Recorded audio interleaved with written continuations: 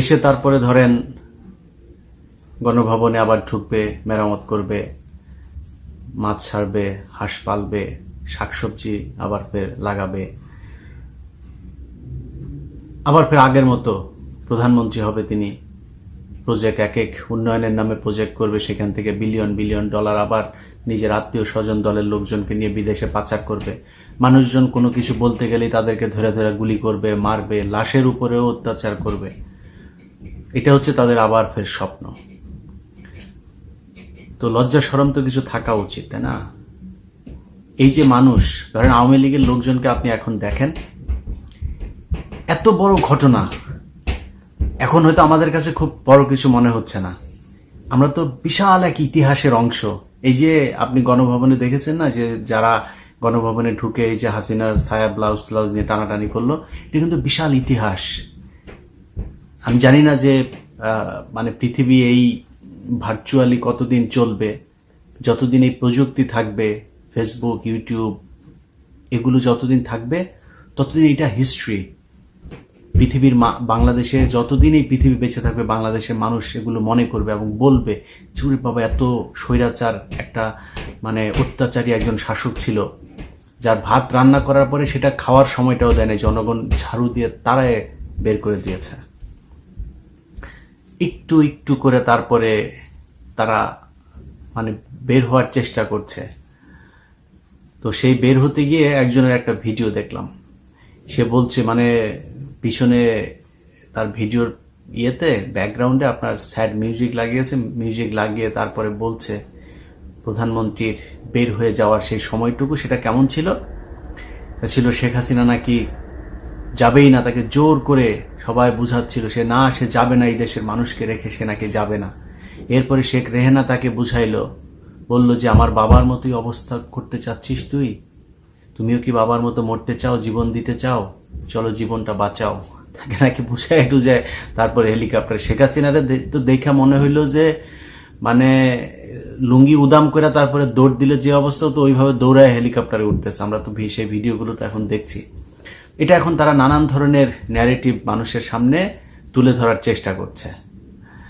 এখন এই যে বাংলাদেশের মানুষ এইভাবে তাদেরকে জুতা পেটা করে তারপর বের করলো, মিনিমাম আওয়ামী লীগের লোকজনের ভেতরে আপনি দেখছেন যে কোনো অনুশোচনা আছে, কোনো অনুতপ্ত হচ্ছে যে ওকে আমরা একটা ভুল করেছিলাম, সেই ভুলটা সংশোধন করতেছে। ওদের এখনো কথাবার্তা, ওরা আবার দেশে আসবে, আবার সেইভাবে খাবে।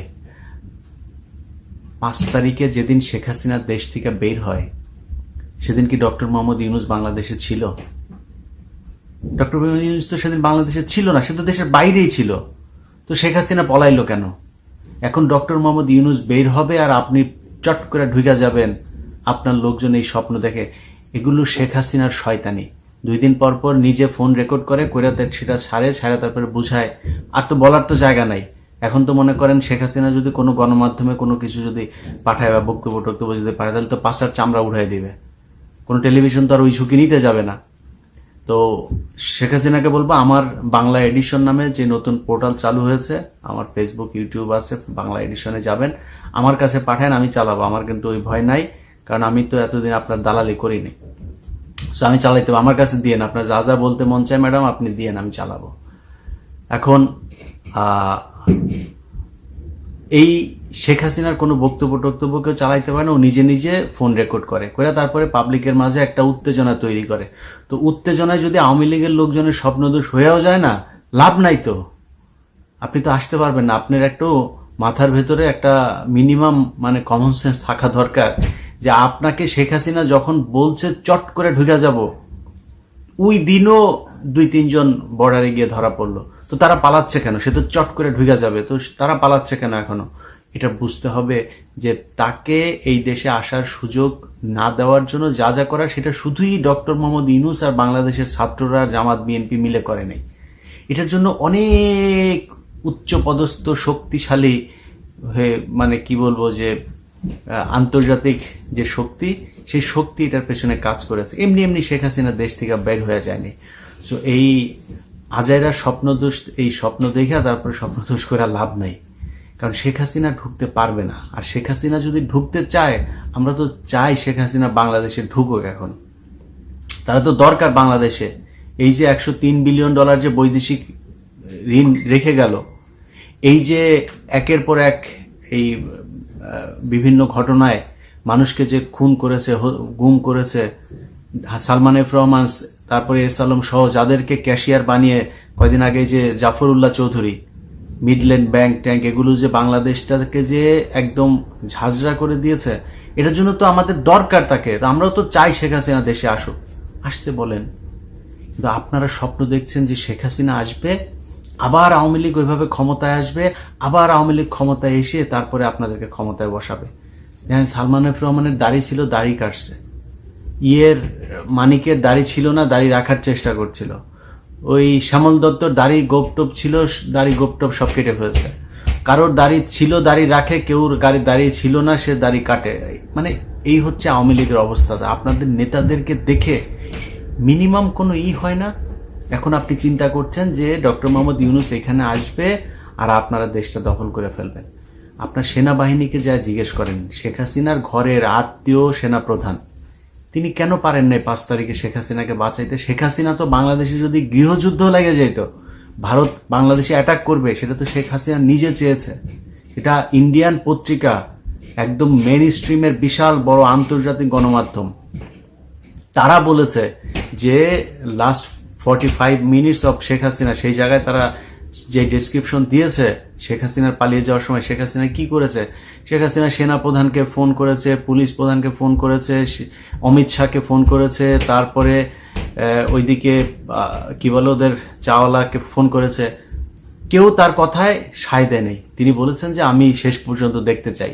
এসএসএফ কে নিয়েও সে থাকতে চেয়েছে, যে এসএসএফ দিয়েও সে চেষ্টা করবে যে গণভবনে সে টিকে থাকতে। তো তাকে কেন থাকতে দেয় নেই, এটা বুঝবেন না আপনারা? তো সামনে পরিস্থিতি যেটা এখন হচ্ছে, যে যা যা ঘটছে, আমার কাছে আমি খুব কমফোর্ট ফিল করি না এই বিষয়গুলোতে। কিন্তু আওয়ামী লীগ আবার আসবে, এসে আবার ক্ষমতায় বসা যাবে, বাংলাদেশে গৃহযুদ্ধ বাঁধতে পারে। শেখ হাসিনার আওয়ামী লীগ আবার ফের আসবে। ভাই, গত 15 বছর ধরে কতবার যে দেশে আয়, মানে আমার মতো লোক, আমার মতো এরকম ছোটখাটো লোক, আমার মতো এত নিচু, মানে আপনাদের তো মানে এত বড় কি বলে যে বিশাল বড় রাজনৈতিক নেতাও না, বিশাল বড় কোনো পদেও ছিলাম না, কিছু না। আমি জাস্ট ইউটিউবে আমি ভিডিও তৈরি করতাম। তো আমার মতো একজন লোককে যে পরিমাণে হুমকি খেতে হয়েছে যে দেশে আয়, এর বাইরে তারেক রহমানকে মনে করেন দেশে নিয়ে বিচার করবে, ইন্টারপোলের কাছে নাকি সবকিছু জানানো হয়েছে, নানান কিছু। তো এত কিছুর পরে আপনারা 45 মিনিটের মধ্যে পুরো দেশ ঠান্ডা হয়ে গেল। এতদিন আপনারা বলে আসলেন 15ই আগস্টে নাকি আপনাদের বাপেরা নাকি কিছু করতে পারে না, এখন কইরা দেখিস। এগুলো নিয়ে আমি যখন শেখ মুজিবরে তো আমি উলঙ্গ করে দিতাম, সবসময় উলঙ্গ করে এই কথা বলতাম। বদমাইশ ছিল। এই বদমাইশে নিয়ে যখন ভিডিও বানাইতাম তখন বলতো যে আমার বাপেরা পারে নাই, তুই এইবার দেশে, তুই আমার তোদের মায়ের সাথে তোদের মানে সাঙ্গা হয়ে তারপরে তোদের বাপ হয়েছে। তো এই সাঙ্গাকৃত বাপেরে নিয়ে তোদের যেই দরদ উদলায় উঠতো, তো তোদের বাপের পিছন দিয়েও বাস ঢুকাইছে, মুখের মধ্যে হিসু করছে, সবই করছে। তোদের বাপের যে মূর্তি বানাইছিস, কই কিছুই করতে পারলি না। খালি বলতি যে দেশে আয়, দেশে আয়। 45 মিনিটের মধ্যে শেষ হয়ে গিয়েছে পুরো আওয়ামী লীগ। এখন আবার তোরা হুমকি দিচ্ছিস যে আসবি, আবার এসে তারপরে দখল করে ফেলবি। তোদের পিছনে পুলিশ না থাকলে তোদের অবস্থা কি হয় সেটা বাংলাদেশের মানুষ খুব ভালোভাবে 5 তারিখে টের পেয়েছে। অতএব এই হুমকি ধমকি দিয়া লাভ নাই। যদি তোদের আম্মাকে যদি আবার দেশে নিতে মনে চায়, দেশে নিয়ে যা, দেশে নিয়ে যায়, তারপরে কর। তোদের সাথে কথা বলতে গেলে মানে ধৈর্য ধরে সুন্দরভাবে কথা বলার মতো রুচিটাও থাকে না। তোরা যেই মানে ভাষায় যেইভাবে তোরা কথা বলতে চাস, যেইভাবে উস্কানি দিতে চাস, সেইভাবে কথা বলতে গেলে অনেক খারাপ হইতে হবে না। আমরা তো অত খারাপ হইতে পারবো না। তাই সুন্দর করে বললাম যে বাবা দেশে আয়, তোর মাকে নিয়ে যদি আসতে চাস তোর মাকেও নিয়ে আয়, আমরা অপেক্ষা করছি তোর মা দেশে যাবে, আমরা এটা দেখতে চাই। দেখি আওয়ামী লীগ কত ক্ষমতাশালী, তাহলে বুঝবো যে আসলেই তোরা তো সবসময় বলিস যে তোরা নাকি রাস্তায় পয়দা হুয়া।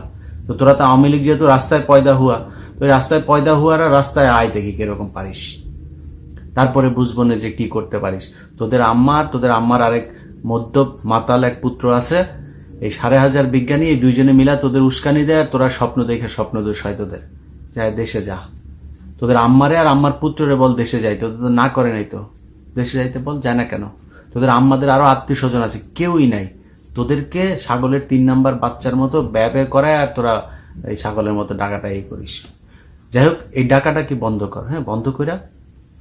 এই যে গত 15 বছর তোরা যে মানে মানুষের উপরে যে অত্যাচার নির্যাতন করেছিস, অনেক মানুষই আছে তারা বিএনপি আওয়ামী লীগ এগুলি কোনো কিছুই করে না, ইভেন তারা রাজনীতি পছন্দও করে না, দুই দলের এক দলকে পছন্দও করে না, তারাও এই শেখ হাসিনার বিদায়ে কি পরিমাণে মানে উচ্ছ্বাস, কতটা মানে কি বলবো যে মানে শান্তি অনুভব করছে, কতটা ফ্রি অনুভব করছে। দেখ, এই যে রাস্তায় নেমে এসেছিল সব বিএনপি আর জামাতের লোক, তোর মনে হয় সেটা জীবন দিয়েছে সবাই বিএনপি আর জামায়াতেরই লোক? না, সাধারণ মানুষ কিচ্ছু করে না, জীবনে রাজনীতি বুঝে না করে তারাও নেমে এসছে। সো মিনিমাম তোদের যদি লজ্জা শরম যদি কিছু থেকে থাকে, তাহলে আমি মনে করি যে একটু অনুশোচনা থাকা দরকার। তোরা একটা রাজনৈতিক দল, বিশাল বড় তোদের সমর্থক আছে, আস্তে আস্তে মাপ চায়া তারপরে বল যে আমাদের দলের এই এই মানুষগুলো এই অন্যায় করেছে, আমরা এটা চাই না, আমরা নতুন একটা আওয়ামী লীগ তৈরি করতে চাই, বা নতুন একটা নাম দিয়ে আমরা এই দলটা তৈরি, কারণ আদর্শের তো অমিল আছেই। তোদের তো আরেকটা আদর্শ আছে, তোদের আম্মা হচ্ছে শেখ মুজিব, আবার এই শেখ হাসিনা হচ্ছে তোদের আম্মা, আবার মুজিব হচ্ছে তোদের আব্বা। তো তোদের এই যে আম্মা আব্বার যে তোরা যে নবী রাসূলের মতো যেভাবে আদর্শ হিসাবে মানিস, এই আদর্শ তো আর বাংলাদেশে কারো নাই। তো তোদের একটা আলাদা দল থাকতেই হবে, সেটা গঠন কর। যা ভুল করছিস সেটার জন্য অ্যাটলিস্ট মাপ চা মানুষের কাছে। ভুল তো করছিস। 1800 গতকালকে নিউজে দেখলাম 1800 এই আন্দোলনেই মারা গেল। আরো কত হয়তো এর সাথে আরো হয়তো 400-500 বাড়তে পারে। তো প্রায় 2000 মানুষের উপরে তোরা হত্যা করেছিস এই গত 15 দিনে। আবার লজ্জা নাই তোর আবার দলে ক্ষমতায় আসতে চায়, মানুষ তোদেরকে কি করে নিবে। মনে কর আবার আসলি, মনে কর হাইপোথেটিক্যালি চিন্তা করলাম যে তোরা আবার আসলি, আচ্ছা কি করবি? আবার এমনি মারবি? মারার পরে কি হবে? মানে এমনি জোর করে বাংলাদেশে টিকে থাকবি? সম্ভব না। সো শেখ হাসিনার এই যে এই আন্ডা বাচ্চা যেগুলো আছে, সেগুলোর সাথে সাথে আরো অন্যদেরকেও বলতে চাই, কেউ বাংলাদেশে ভবিষ্যতেও এইভাবে শেখ হাসিনার মতো স্বৈরাচারী হয়ে জনগণকে জিম্মি করে ক্ষমতায় থাকার চেষ্টা করেন না। জনগণের ক্ষমতা জনগণের হাতে ছাড়তে হবে, এবং সেটা বিএনপি হোক, জামাত হোক, যারাই ক্ষমতায় আসুক সামনে, এই সরকারের পরে একটা নির্বাচিত সরকার তো আসবে, তারা এসেও যেন এই শিক্ষাটা যেন অন্তত সামনের 100 বছর বাংলাদেশের রাজনৈতিক দলগুলোর মনে থাকে, এটাই প্রত্যাশা। সবাই ভালো থাকেন, আল্লাহ হাফেজ।